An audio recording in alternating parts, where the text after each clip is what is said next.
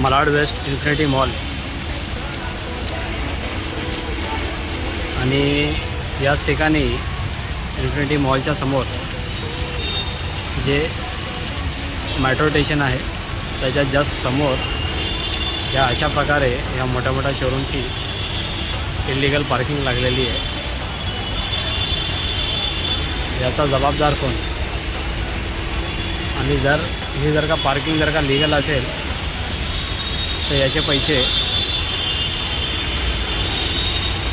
BMCला जातात किंवा RTO ऑफिसरला जातात. याची संपूर्ण माहिती आम्हाला तुम्ही पत्राद्वारे किंवा ऑनलाईन कळवावी.